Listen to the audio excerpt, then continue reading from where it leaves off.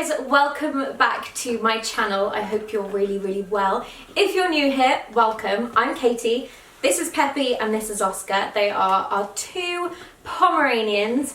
Peppy we've had since a puppy and Oscar we got as a rescue back in August. So today I'm telling you the things that I wish I had known before we got a rescue. First up, arguably one of the most important things is the cost. So I think a lot of people assume that because it's a rescue, it's not going to cost anything or not really going to be that much money.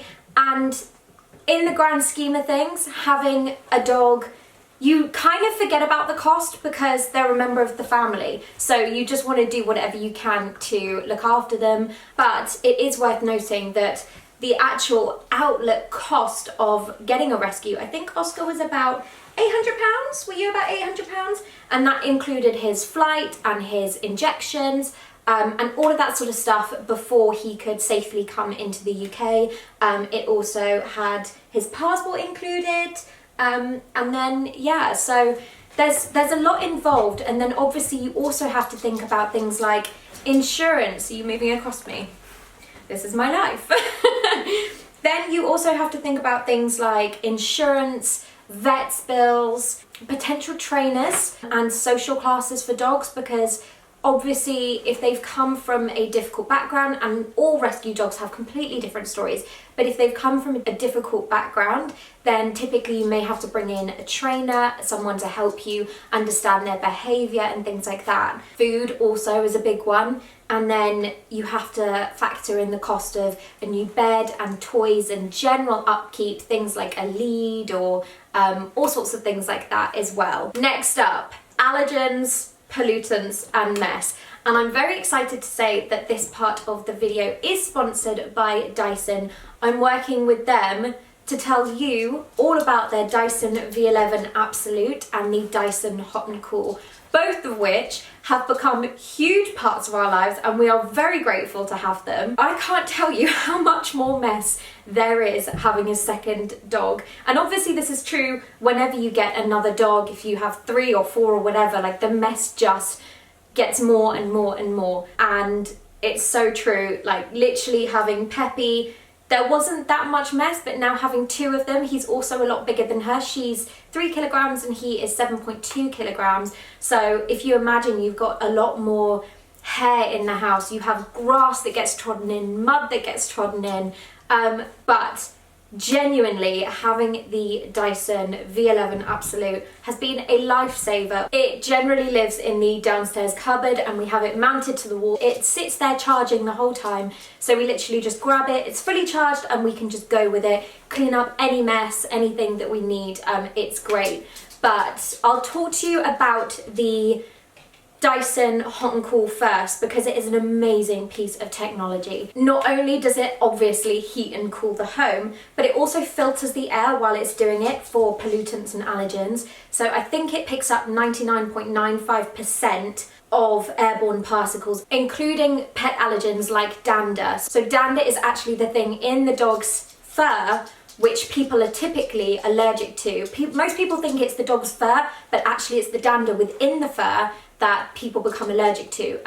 So that picks up allergens like that, which is absolutely amazing, especially as Ben actually suffers with pet allergies, which isn't great when you have 2 of the fluffiest dogs you can imagine. So it also maintains the climate in the home, making us and the dogs obviously a lot more comfortable. The great thing about it as well is that it's portable, so you can very easily just pick the whole thing up, move it from room to room. So I have to say, it's almost November and we still haven't put the heating on, which saves us so much on bills as well. And yeah, if we want it in a different room, we just switch it from room to room, give the room a quick blast and then it's good to go. And whilst it is portable, it also has a little control that is magnetically attached to the top of the Dyson Hot and Cool, which is incredible. So it's very difficult to actually lose that little piece of equipment.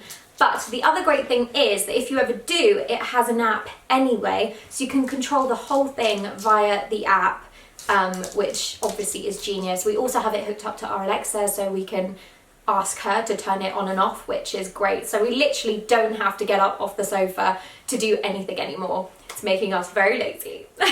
Now, moving on to the Dyson V11 Absolute. This piece of tech is incredible.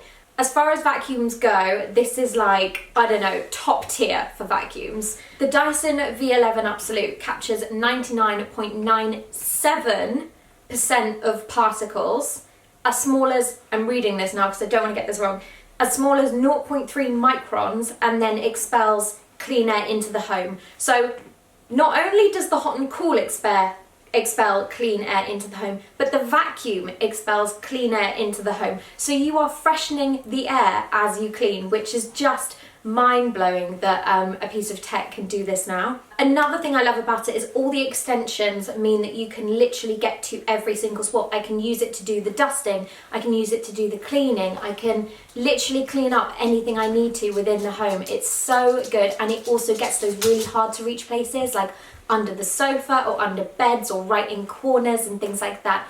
All along the stairs. It's Dyson's most powerful vacuum.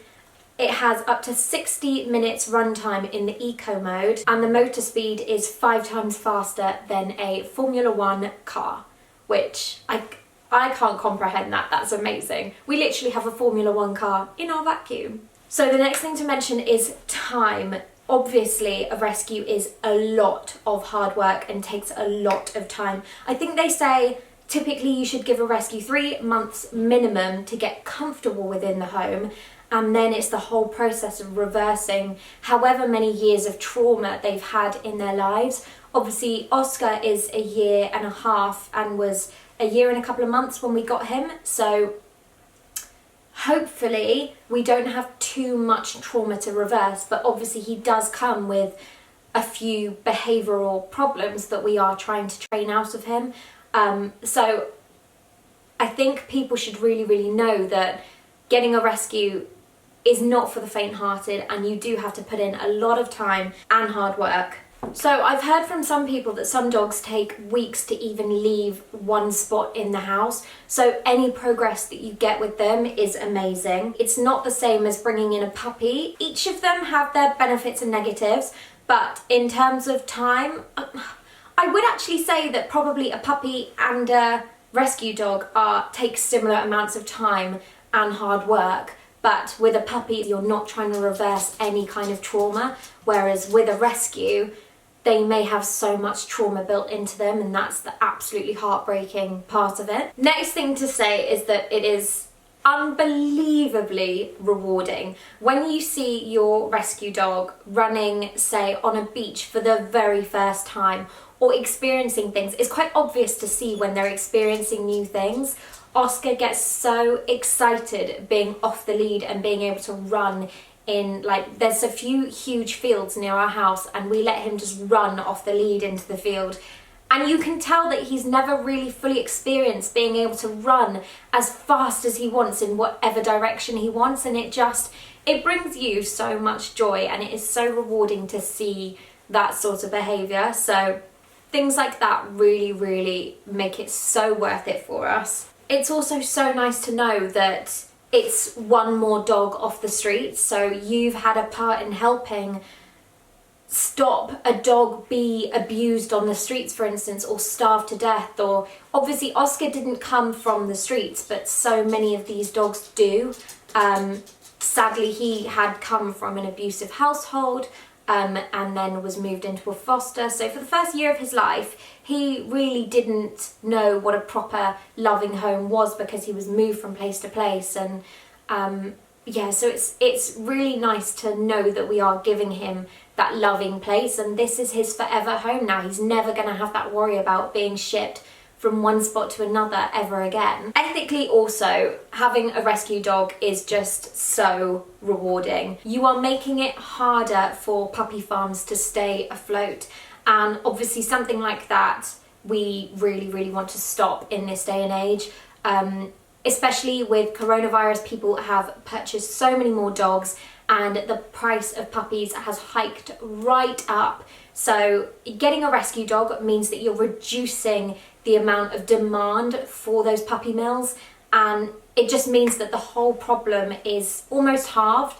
So obviously we decided to rescue after having Peppy as a puppy because we became more educated on it. But yeah, honestly, getting a rescue is one of the most rewarding things you can do. When you see the progress being made and him starting to get things and become more used to this kind of life, it just honestly gives you the biggest smile and makes you feel so warm and lovely. I think the last thing to mention is the process. So in terms of like what you need to know, our process was actually surprisingly quick. I think we found out about Oscar on the 25th of July and we got him on the 29th of August. So literally a month between seeing him for the very first time and getting him, it was a month. So as far as I know, I think that's quite a quick process. I think it normally takes a few months more than that.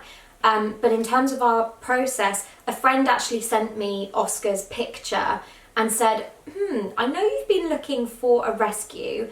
This guy's a Pomeranian and looks perfect for your family. And immediately I emailed the rescue and said, I'm so interested. What are the next steps? What can we do? And so the next step was to have a home visit where somebody comes to your house and checks like your house, your interior, and also your garden, if you have a garden, just to make sure that it's safe. So for instance, like your fences are 6 foot, there's no way that the dog could escape, because rescues notoriously will escape and try to get out because they're either scared when they arrive or they're not used to being in a loving home and they're confused, and there's so many different reasons. But yeah, so I'm pleased to say that our house fared very well on the home visit, which we're very grateful for. But then after that, the home visit has to then feed back to the adoption agency, and then they have to, I think we had a couple more checks like via phone and introduce them to Peppy so that they could really know that we were the right family. But I know in the UK, I think if you go to rescue centres, they want to meet you in person and meet your dogs. I'm sure in the current climate it's slightly different, but this was our personal process. But also Oscar was a rescue from Cyprus, so we had the whole process of having to fly him over and things like that too. They had to get his passport, vaccinate him, make sure he was okay in the crate. So there's so much involved with it.